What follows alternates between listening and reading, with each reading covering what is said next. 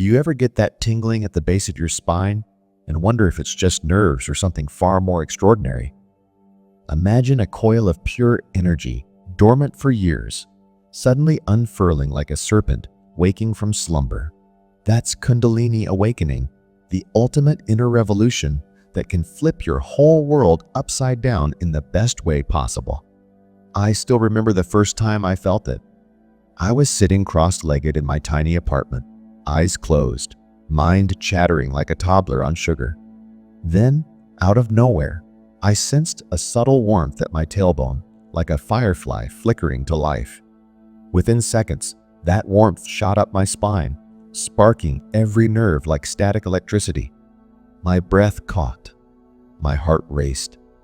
It felt as if a living coil inside me was waking up, stretching, yawning, ready to uncoil.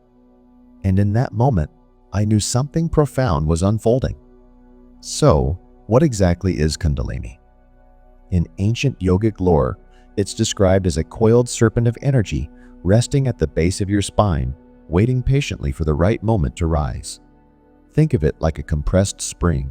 The tighter it coils, the more explosive its release. When Kundalini begins its ascent through your energy centers or chakras, it's like opening floodgates.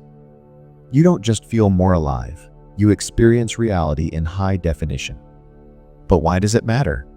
Because once Kundalini reaches the crown of your head, often linked to the pineal gland, you don't merely see light, you become that light. Ordinary perceptions melt away, and you tap into a universal intelligence that transcends space and time.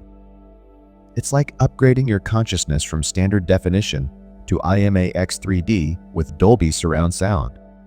Now let's talk about the pineal gland, our so-called third eye. Nestled deep in the center of your brain, it's a tiny, pine cone-shaped organ that regulates sleep cycles by pumping out melatonin.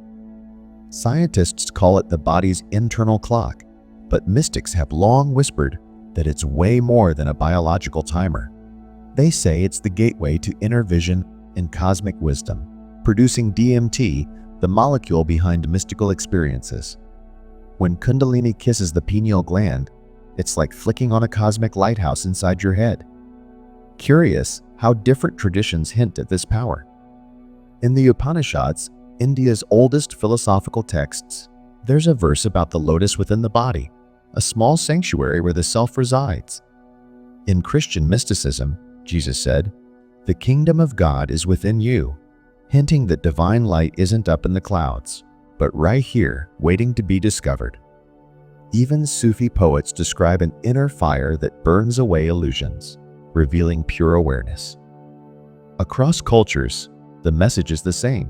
Our bodies conceal a hidden jewel of consciousness.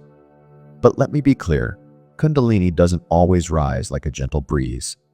Sometimes it bursts forth like a geyser, bringing waves of heat, visions, and emotional upheaval. You might feel like an emotional blender joy one moment, tears the next, because this energy scrubs away old patterns, clearing the mind and heart like a pressure washer. That's why many call it a dark night of the soul before the dawn of illumination.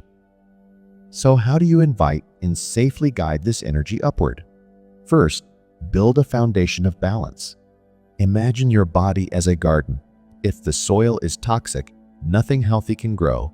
Eat whole foods, fresh fruits, vegetables, grains, and moderate your intake of stimulants like caffeine or sugar. Keep your mind calm by dialing down the noise. Limit screen time, avoid sensational headlines, and cultivate moments of silence, even if it's just 5 minutes before bed. Next, anchor your practice in breath.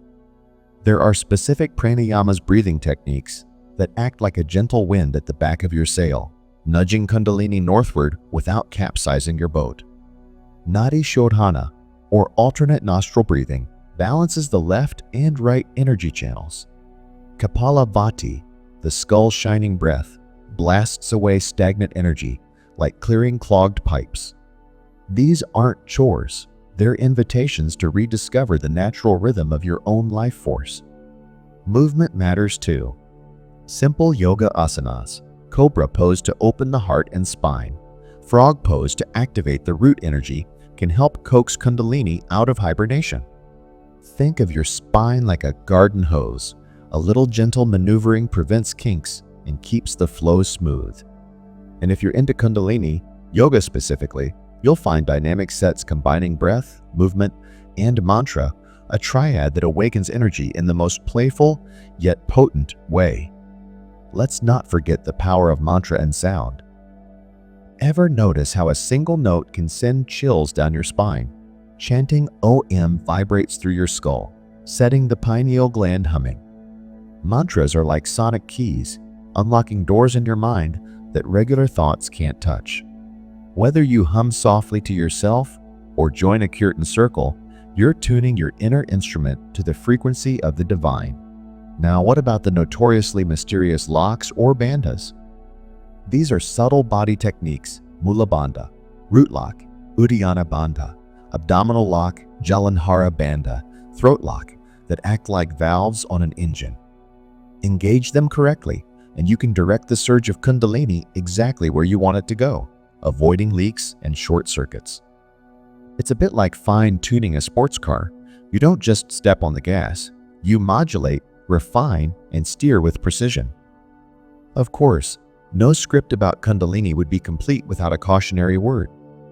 If you barrel through practices without preparation, you might trigger what yogis call Kundalini syndrome, headaches, dizziness, mood swings, even unsettling visions. These are your mind's way of discharging old debris like a pressure cooker releasing steam.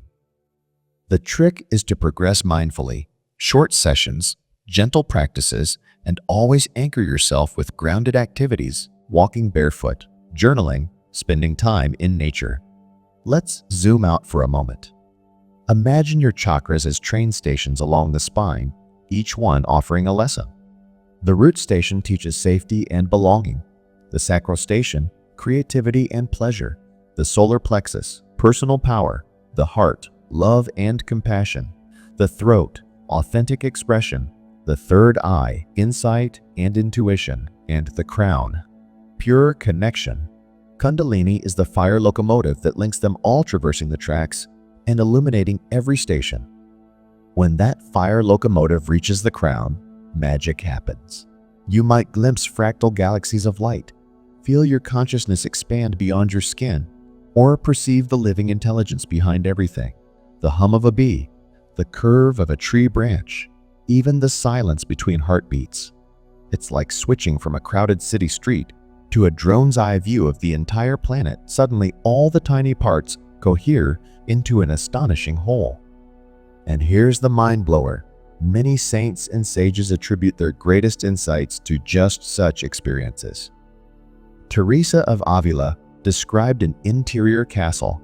Rumi spoke of the reed at the root of all possibility, and modern practitioners report that this awakening rewrites their priorities: relationships, work, creativity, even their very sense of self. You stop chasing external goals because you realize the ultimate treasure was inside you all along. Still with me? Good, because there's one final piece to the puzzle: integration. It's not enough to have a spectacular trip. You have to bring it back home. That means weaving newfound clarity into your daily life, treating others with more kindness, choosing work that lights you up, savoring simple moments like sunlight on your skin or the taste of ripe fruit. Think of it as downloading a cosmic operating system upgrade, your version 2. Zero Self starts making choices aligned with unconditional love and purpose. So, are you ready to spark your own inner revolution? Start small, 5 minutes of mindful breathing each morning. Notice the way air enters your nostrils or how your chest rises and falls. As you build that habit, sprinkle in a gentle cobra pose, a soft chant of OM, or a stroll barefoot on grass. These tiny sparks can ignite something much larger, like embers becoming a bonfire. To wrap up, Kundalini Awakening and pineal gland activation aren't exotic hacks or mystical gimmicks. They're invitations to live with your heart wide open and your mind fully alive. They teach us that we're not separate individuals bumping around a cold, impersonal universe, but radiant centers of consciousness woven into the very fabric of existence. And once you've tasted that truth, you can never unsee it. Thanks for sticking with me on this journey through the hidden corridors of your own being. Next time, we'll dive into specific meditation sequences designed to nurture your awakening gently and sustainably. Until then, keep your spine straight, your heart open, and your curiosity blazing. After all, the greatest adventure is the one unfolding right here, inside you.